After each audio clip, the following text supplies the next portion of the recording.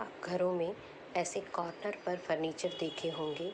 एक सामान्य से सेल्फ पैरेलल सेल्फ लगाकर खूबसूरत सा फर्नीचर बनाया जाता है।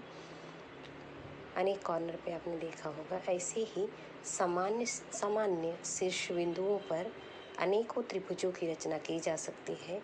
आज हम ऐसे ही त्रिभुजों की रचना सीखने वाले हैं। मेरे प्यारे विद्यार्थियों, आप सभी का स्वागत। बच्चों, हमारी इंसानियत इंसान को इंसान बना देती है और हम में लगन है तो हर मुश्किल को आसान बना देती है। तो लगन अपनी बनाए रखें और हर मुश्किल से अपना रास्ता निकालते रहिए। और इस चरण में हम आगे बढ़ते हैं। 10वीं की हम भूमितीय रचनाएं पढ़ रहे हैं। हमने 4.1 के 2 सवाल कर लिए हैं।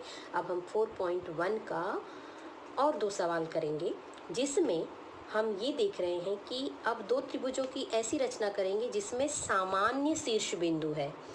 हमने अब तक देखा जिसमें शीर्ष बिंदु सामान्य नहीं था।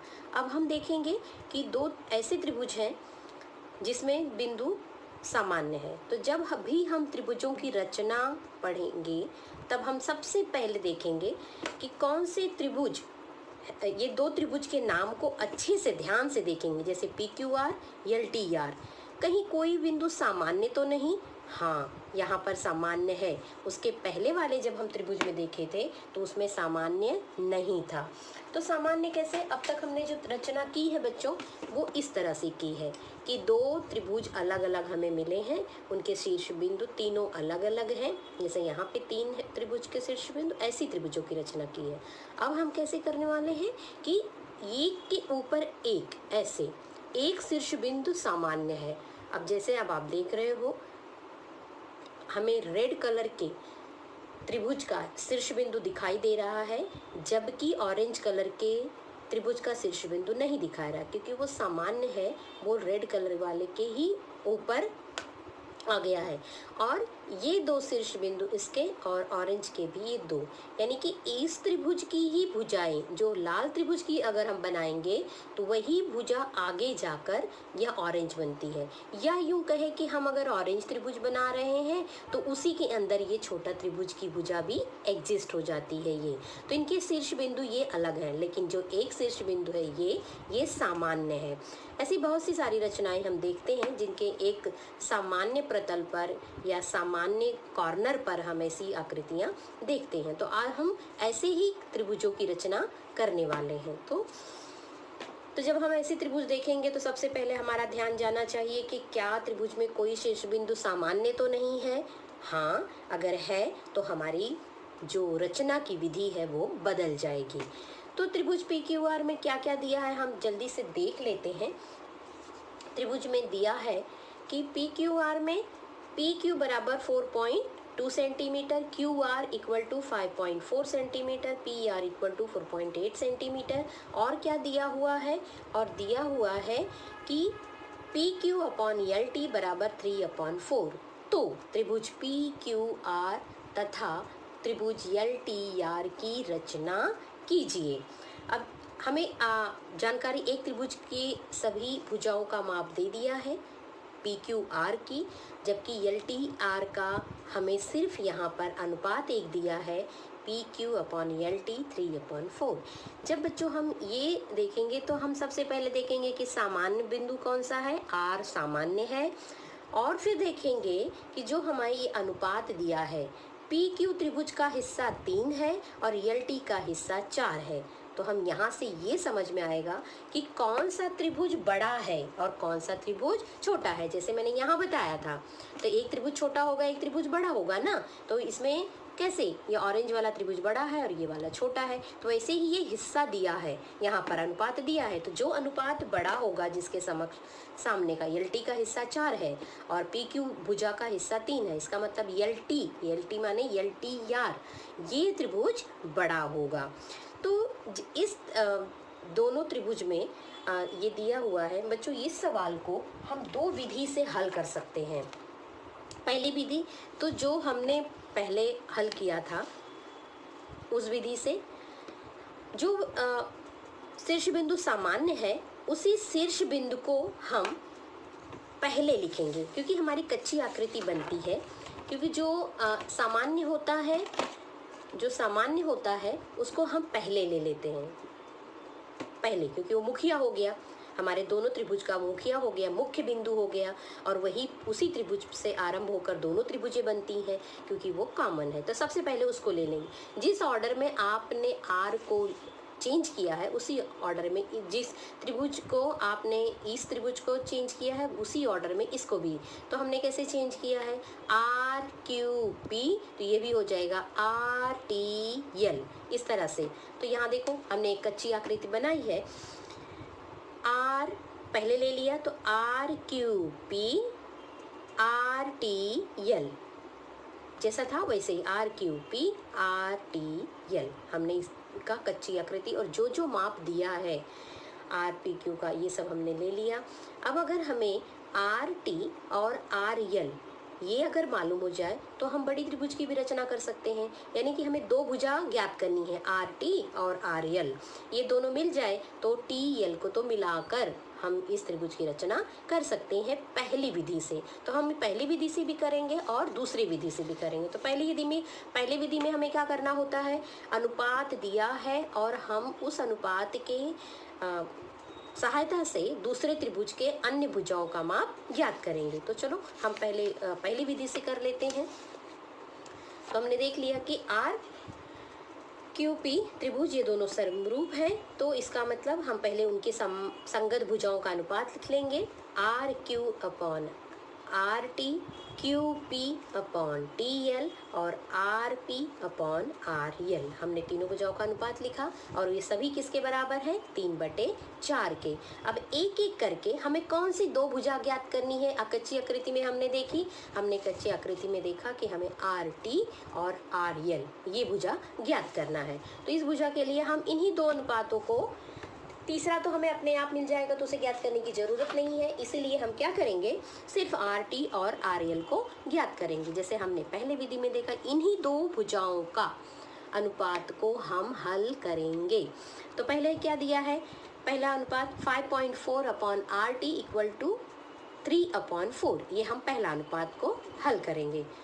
जो ज्ञात नहीं है उसको सबसे पहले तिर्यक गुणा करेंगे, तिर्यक गुणा किया और इसके बाद 5 तिर्यक गुणा आर टी गुणे 3 और दूसरा पहला तिर्यक गुणा जो अननोन होता है वो होता है, दूसरा होगा हमारा 5.4 × 4 आर टी और इसका हम भाग देंगे 5.4 में 3 से भाग जाएगा और कितनी बार गया 1.8 गुणा 4 किया तो 7.2, 18 चौक 72 हुआ, तो आर टी हमें मिल गया 7.2। इसी तरह से हम दूसरा करेंगे 4.8 upon R L equal to 3/4, तो आर एल गुणे 3 बराबर 4.8 × 4, पहला तिरछा गुणा हमारा ये होगा, जो अननोन होता है उसके साथ करते हैं।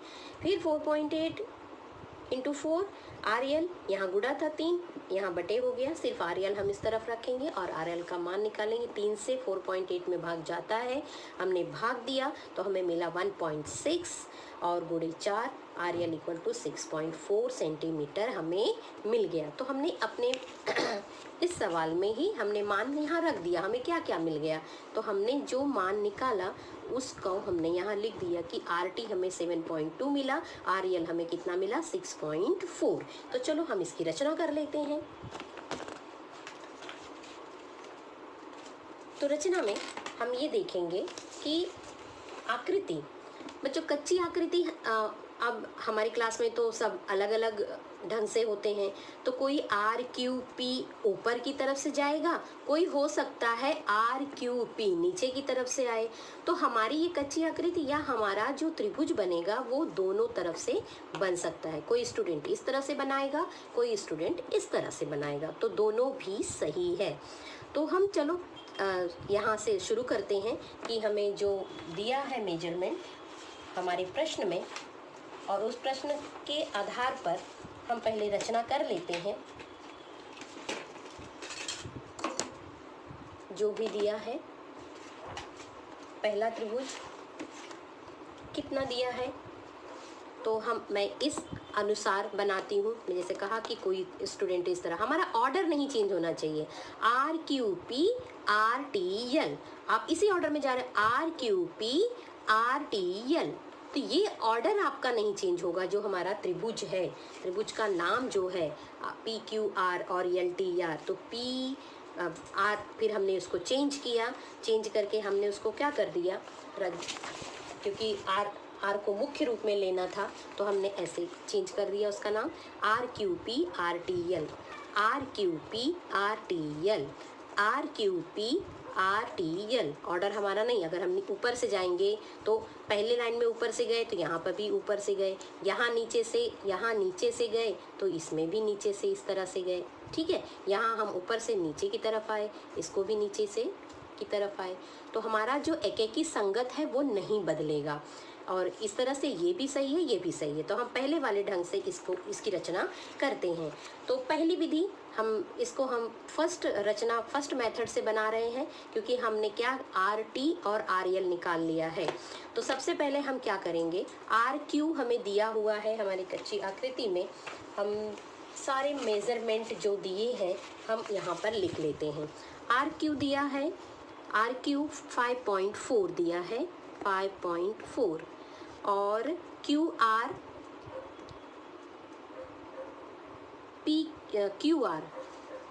क्यू आर दिया है 5.4, और पी क्यू दिया है 4.2, और पी आर दिया है 4.8। इतना पहले ये रचना कर लेंगे। इसके बाद में हमने जो निकाला है वो क्या है, आर टी बराबर 7.2 और आर एल बराबर हमने निकाला है 6.4 गणना करके जो अभी। तो इस आधार पर हम सबसे पहले त्रिभुज की रचना कर लेते हैं। पहले आर पी, तो हम कितना लेंगे आर पी के लिए, 4.8, 4, 5, 6, 7, 8, और इसका हम नाम लिख देंगे। ये है आर और ये है पी। कितना लिया हमने, 4.8, ठीक है। अब हमें बाकी त्रिभुजों की जो माप है हम यहाँ माप लेते हैं, और फिर ताकि हमें चाप लगाने में आसानी हो, हम कितना लेंगे 4.2, ये है हमारा 4.2, और कौन सा है, Q और P, 4.2। हम और भी रेखाखंड माप लेंगे, 5.4 भी माप लेते हैं,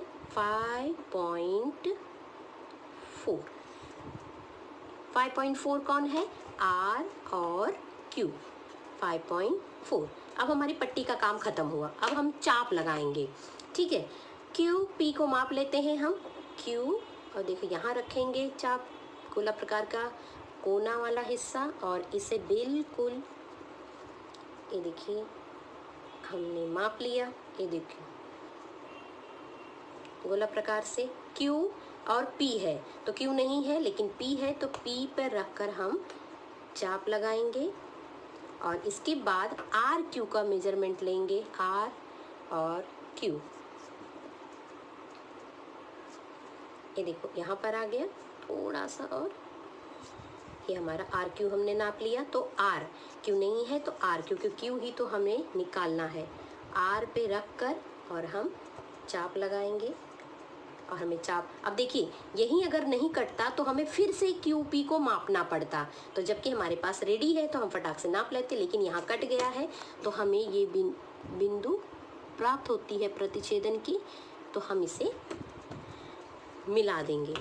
आर को इस प्रतिच्छेदन बिंदु से मिलाएंगे, और थोड़ी सी रेखा हम लंबी ही खींचेंगे, क्योंकि इसी पर हमें आगे का भी, और इसे भी मिला देंगे।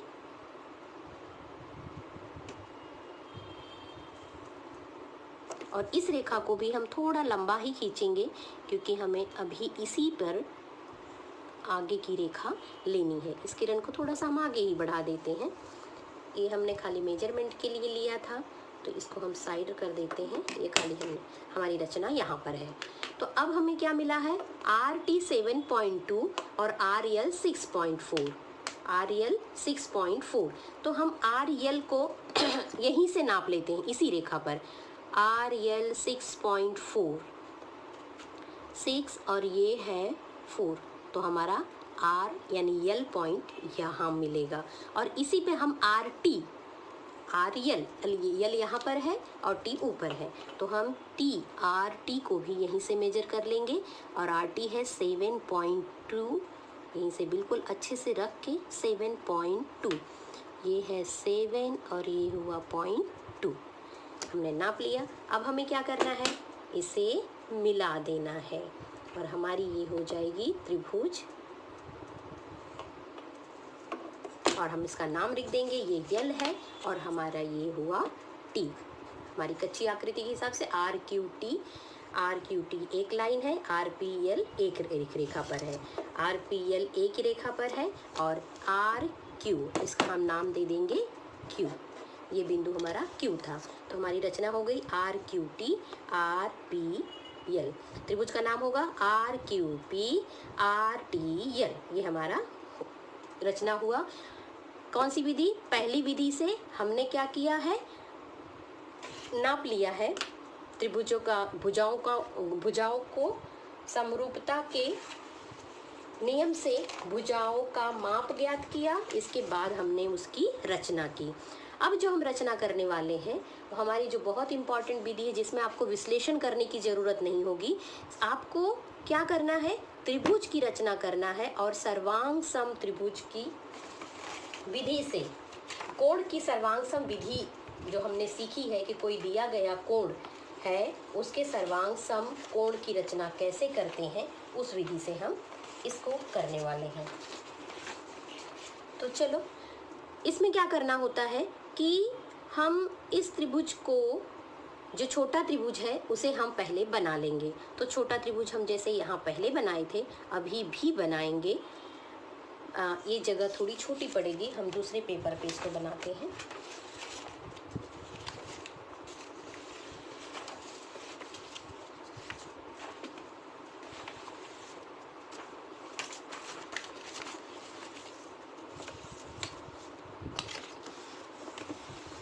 आर पी 4.8 है, तो हम यहाँ पे भी 4.8 ले लेंगे। 4.8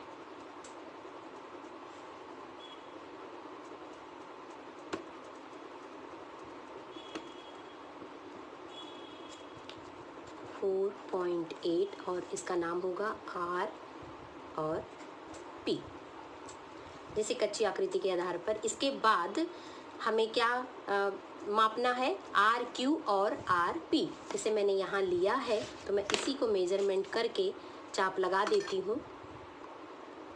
पी क्यू का मेजरमेंट और यहाँ पर पी पे रख कर चाप लगा दूंगी। और दूसरा है क्यू आर, और इसको माप के क्यू आर पर रखकर चाप लगा दिया। और हमारी ये रचना हुई त्रिभुज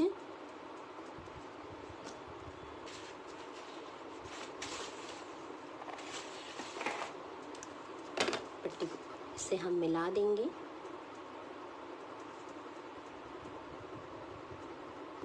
और ये चूंकि ये हमारा छोटा त्रिभुज है तो इसके आगे ही हमारी बड़ी त्रिभुज बनने वाली, तो ये जो भुजा है आर क्यू वाली, इसको हम लंबी ही खींच देंगे। और ये बिंदु हमारा कौन सा होता है, ये क्यू होता है। और आर पी की भी भुजा, क्योंकि इसी पर हमारा बड़ा वाला, क्योंकि ये छोटा त्रिभुज तो बन चुका है, बड़ी त्रिभुज भी इसी रेखा पर बनेगी। तो ये दोनों लाइनों को हमें थोड़ा सा बड़ा ही बनाना है। इतना तो जो पहली विधि थी उसमें भी करना था, इतना दूसरी विधि यानी सेकेंड मेथड जो हम कर रहे हैं इसमें भी इतना करना है। अब सेकेंड मेथड में नई चीज़ क्या है कि हमें आर से एक ऐसा किरण खींचनी है जो आर पी के साथ एक कोण बनाता है और इस किरण को ऐसे आगे खींच देना है। और फिर हमें देखना है कि हमारे सवाल में हमारा अनुपात जो दिया है पी क्यू और एल टी का अनुपात, तो इसमें अनुपात कौन सा बड़ा है, जैसे 3 का हिस्सा है और 4 हिस्सा है तो 4 है, तो जो बड़ा होगा हिस्सा उतने का हम चाप लगाएंगे, उतनी चाप लगाते हैं। यानी कि आर से 4 कदम चाप लगाएंगे। और जो ये चाप हम बच्चों लगाएंगे वो क्या होगा कि एक अंदाजे से हम 2 सेंटीमीटर के आसपास, 2 सेंटीमीटर या 1 इंच कहे, 2 सेंटीमीटर या 1.5 से 2 सेंटीमीटर के आसपास लेते हैं, ताकि बहुत छोटा भी ना हो वो चाप और बहुत बड़ा भी ना हो, क्योंकि सर्वांग समकोण बनाने के लिए हमें थोड़ी जगह चाहिए होती है। तो 1.5 सेंटीमीटर और 2 सेंटी, एक ट्रिक है ये, कहीं लिखा हुआ नहीं कोई, तो ये देखिए 2 है और 2 के आसपास है ना, तो थोड़ा सा कम या थोड़ा सा ज़्यादा ऐसा हम ले सकते हैं। तो बड़ा हिस्सा कितना था? 4, यानी आर से आपको 4 कदम चलना है। कितना कदम? 4। तो ये पहला कदम हुआ, आर से चलना है तो जहाँ से चलते हो तो 0 होता है। अब यहाँ से 1 कदम चले तो 1 हुआ। अब 1 पर फिर से वहीं पे कदम रख के दूसरे आगे जंप करोगे, 2 जंप हुआ। अब एक और जंप, 3 जंप हुआ। कितने लेने हैं टोटल? 4 जंप लेने हैं। तो हम 4 जंप ले लिए, और जब 4 जंप आप लेते हो तो उसका नाम भी वही रख दो। ये R1 का पहला जंप है, R2 का दूसरा जंप है, R3 का R का तीसरा जंप है, R का चौथा जंप है। टोटल हम कितना लेंगे? जितना बड़ा होगा उतना। अब जो छोटा त्रिभुज है उसका अनुपात कितना है? PQ का, PQ का 3 है। तो हम क्या करेंगे? इसको 3 से मिला देंगे। 3 से जो P है इसको हम 3 से मिला देंगे। ये हमने, क्योंकि वो तीसरे पे है, 3 हिस्सा है, तो तीसरे हिस्से को उसको हम मिला देंगे। ठीक है।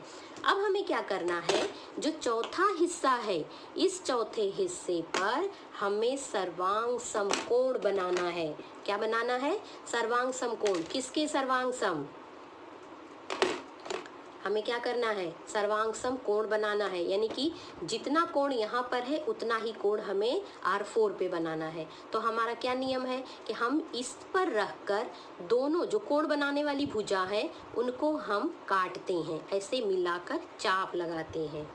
ठीक है, ताकि दोनों भुजाओं को काटे। ठीक, जितना चाप आपने इसमें लिया, इसमें कोई नहीं होता कि 1.5 सेंटीमीटर या 2 सेंटीमीटर, हम अपने कोण के हिसाब से अपने अंदाज से दूरी ले लेते हैं, ताकि हमें कोण नापने को भी मिले और दोनों कोणों को चाप लग रहा है हम अच्छी तरह से देख भी सकें। तो ठीक है, जितना यहाँ से लेकर हमने चाप लगाया है उतना ही यहाँ पे रखकर हम चाप लगाएंगे, भुजा को काटते हुए। इस भुजा को, जो भुजा है इस भुजा को काटते हुए। अब दोनों जो कोण बन रहे हैं, इन्हीं दोनों भुजा के बीच को हम नाप लेंगे कि इनके कोण के बीच की दूरी कितनी है। देखिए एकदम यहाँ पर रख कोण, और यहाँ पर ये देखिए हमने ये दूरी नाप ली है कोण की। ठीक है, अब यहीं पर इस भुजा पर जो चाप लगा है, चाप यहाँ काटा है भुजा को, अब दूसरा हम यहाँ काटेंगे। तो जहाँ ये कटता है वहीं से हमें क्या करना है? इस बिंदु को और जो R4 की है, ये दोनों को मिलाएंगे। तो हमें इसके समांतर, हमें जो सर्वांग समकोण बनता है और ये रेखा इसके समांतर बनती है, यानी R3P जो रेखा है ये समांतर रेखा बनती है और ये कोण सर्वांग सम इस कोण के बनता है। तो हमें कौन सा बिंदु मिला? यल मिल गया। अब सेम वही विधि जो हमने यहाँ की, अब P पर जो कोण बना है उसी के सर्वांग सम कोण यल भी बनाना है। तो ठीक, हम जैसे यहाँ पर लेंगे और दोनों भुजाओं को काटते हुए चाप लगाएंगे, दोनों भुजाओं को, कोण की दोनों भुजा को काटते हुए चाप लगाएंगे। वैसे ही यल पर रखेंगे और इस भुजा, यानी इस भुजा को, जिस भुजा पे कोण बनाना है, पहला भुजा है, दूसरी ऐसे ही चाप हम सेम लगा देंगे। यानी इस भुजा को काटना जरूरी है, जैसे क्योंकि इसी भुजा को लेकर कोण बनता है। तो इस भुजा पे हमने इसको भी काटा था, देखो, और ठीक यल पर भी रखकर हमने इस भुजा को काट दिया है। अब RP इस भुजा पे और कोण बनाने वाली दूसरी भुजा के हम दूरी नापेंगे। देखिए हमने रख दिया ठीक उसकी पर, और यहाँ पर है और ये यहाँ पर है। ठीक वैसे ही अब जहाँ चाप काटा है, ध्यान ये देखें, हम यल पे नहीं, हमें जो चाप ये काटा है यहाँ पर रखकर फिर हम ये चाप लगा देंगे। तो इससे क्या होगा?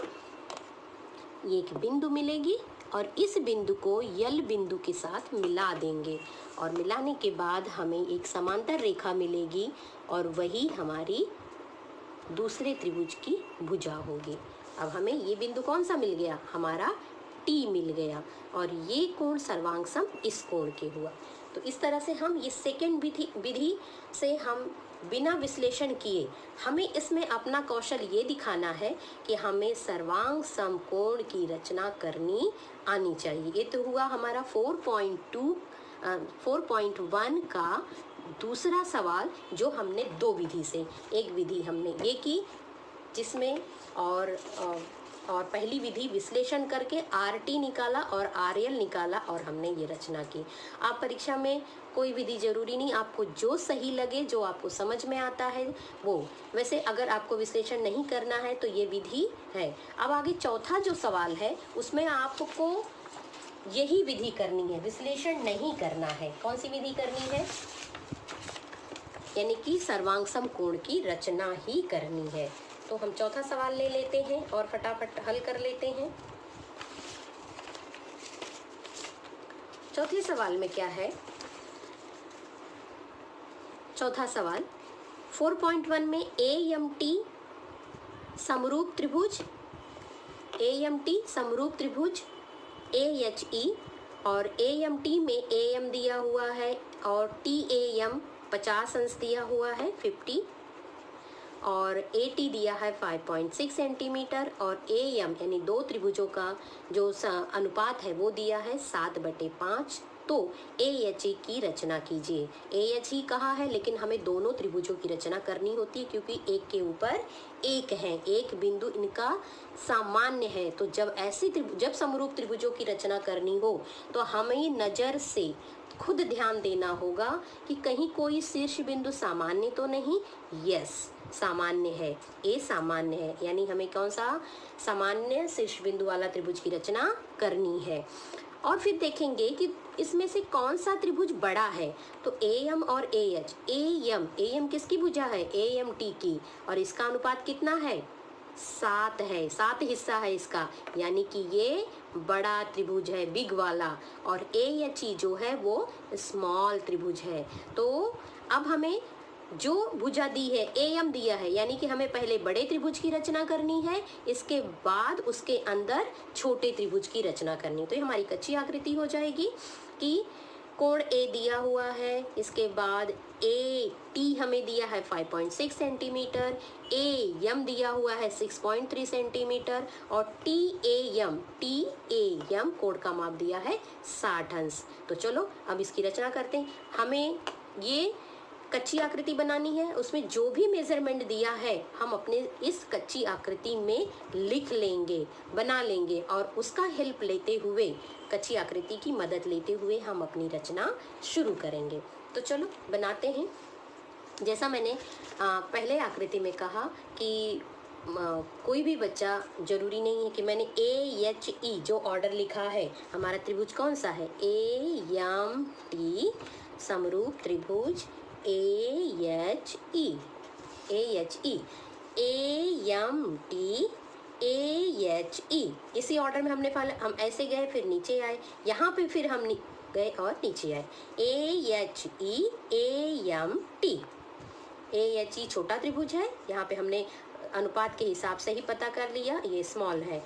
और अगर कोई बच्चा ऐसे जाता है AHE ऐसे जाता है और AMT तो भी सही है। तो या तो इस विधि से कोई करेगा या तो इस विधि, किसी भी ऑर्डर में जाए, दोनों ही सवाल सही होंगे। तो चलो हम इस विधि से शुरू करते हैं। तो हमें क्या करना है, पहले AE वगैरह जो AT दिया है हमारे सवाल में, हमें AT दिया हुआ है, तो हम AT की रचना से शुरू करते हैं।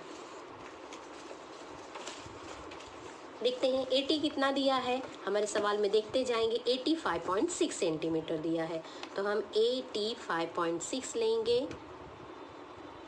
5.6 ये मिला हमें AT। A और T कितना है ये? AT 5.6 centimetre. ठीक है, अब इसमें हमें कोण बनाना है कितने अंश का? 50 अंश का।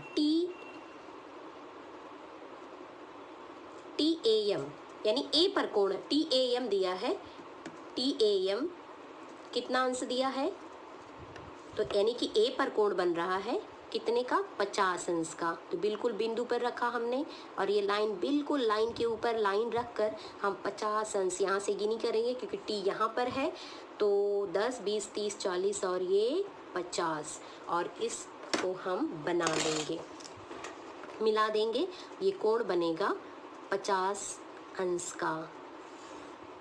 ठीक है, ये बन गया 50 अंश का कोण। अब यहीं पर हम माप ले लेंगे क्योंकि हमें कितना दिया है, AM, हमें यम अभी बिंदु यहाँ मिलेगी। तो AM दिया है 6.3 सेंटीमीटर, 6 पॉइंट, ये कितना था 5.6 और यम बिंदु हम निर्धारित कर लेंगे। बिल्कुल यहीं से नाप लेते हैं पट्टी से, इसमें चाप लगाने की जरूरत नहीं क्योंकि इसी रेखा पर हमें लेना है। तो हम लेंगे 6.3, 6 और ये है 3, तो हमें मिल गया बिंदु यम 6.3 और m को t के साथ मिला देंगे तो हमारा बड़ा त्रिभुज हमें प्राप्त हो जाता है ना, हमें बड़ा त्रिभुज प्राप्त हुआ। अब हमें क्या करना है, इसके अंदर छोटा त्रिभुज बनाना है। तो जैसा मैंने कहा छोटा त्रिभुज बनाने के लिए हमारी दूसरी विधि क्या है कि हमें एक ऐसा चाप लगाना है, यहाँ से एक किरण लेनी है हमें और उस पर हमें जो सबसे ज़्यादा हिस्सा होता है उतना हम कदम चलते हैं और चाप लगाते हैं। तो कितना हिस्सा हमने देखा, उसमें सबसे ज़्यादा कौन सा है, 7 हिस्सा है, 7। देखो सवाल में क्या, AM 7, तो हमें कितने कदम चलने पड़ेंगे, A से 7 कदम चलने पड़ेंगे। तो हम 7 कदम चलते हैं A से हमें 7 कदम चलना है। अब जैसा मैंने कहा कि हम अंदाज से 1.5 सेंटीमीटर 2 सेंटीमीटर के आसपास की दूरी रख कर, ये हमारा हुआ पहला कदम। फिर ये हुआ दूसरा, कितना चलना है, 7 कदम चलना है। तीसरा और ये चौथा, ये पांचवा और ये छठा। 7वां के लिए छोटा हो रहा है, हम और किरण बढ़ा देंगे क्योंकि 7 हिस्सा तो लेना ही है हमें। उसके लिए हमें किरण अगर बढ़ानी पड़े तो भी हम बढ़ा सकते हैं। इसलिए रचना करते करते ही हमें आगे के बहुत सारी टेक्निक हमें समझ में आती है कि हमें, और ये हुआ 7वां हिस्सा। 7 हिस्से हमने, और जैसे ही हमने 7 हिस्सा उसका नाम भी ले देंगे। ए का पहला कदम, ये 0 होता है, यहाँ 0 कदम है, एक दूसरा कदम, तीसरा कदम, चौथा कदम, ये है 5वां कदम, ए का छठा, ए का 7वां। और हमारा जो बड़ा त्रिभुज है वो ही 7, A7, AM 7वां है, यानी बड़ा त्रिभुज 7वां, तो उसको हम 7वें हिस्से से मिला देंगे। यानी AMT उसका 7 हिस्सा है, इसका मतलब इसको हमें 7वें हिस्से से मिला देना है। ठीक है, कभी कभी ऐसा लगता है कि सेम लाइन है, जरूरी नहीं है, कभी कभी वो आपको अलग भी मिलेगा। मुझे ऐसा लग रहा है कि यहाँ मैं सेम यही रेखा को आगे बढ़ा रही हूँ, लेकिन जरूरी नहीं है, इस कोण के आधार पर निर्भर करता है कभी कभी। तो अब हमें क्या करना है, दूसरा त्रिभुज हमारा 5वां हिस्सा है, यानी कि इस पर जो कोण यहाँ पर बना है इसी कोण के सर्वांगसम यहाँ कोण बनाना है। तो चलो हम सर्वांगसम कोण बनाते हैं। पहले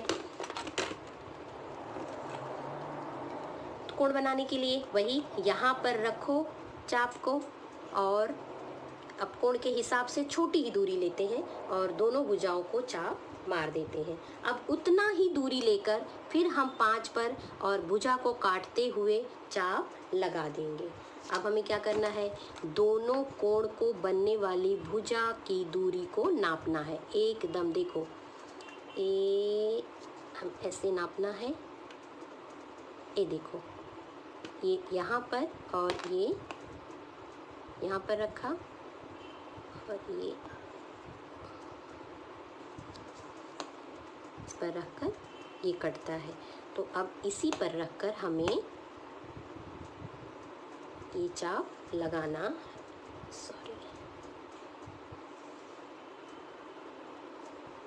इसको काट दिया। अब हमें क्या करना है, A5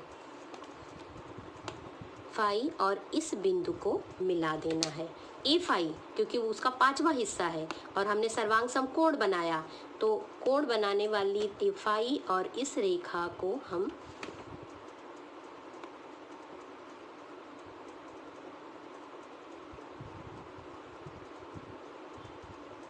यहाँ मिलता है।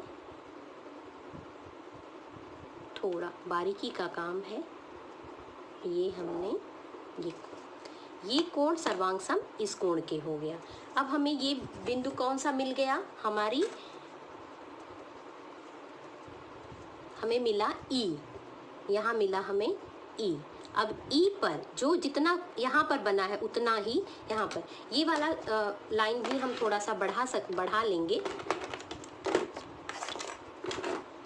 इसे भी हम थोड़ा सा बढ़ा लेंगे, नहीं बढ़ाए तो भी चलेगा लेकिन अपनी सुविधा से। अब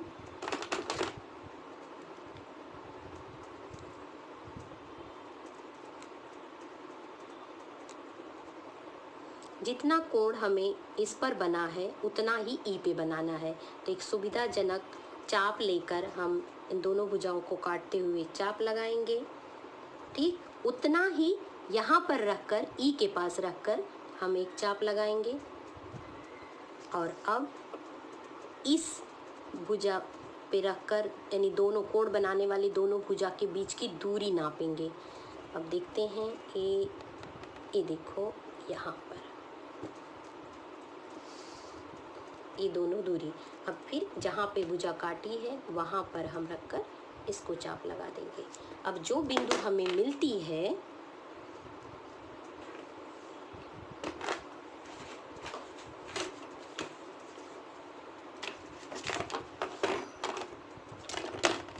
यह बिंदु हमें मिलती है और ई को हम मिला देंगे।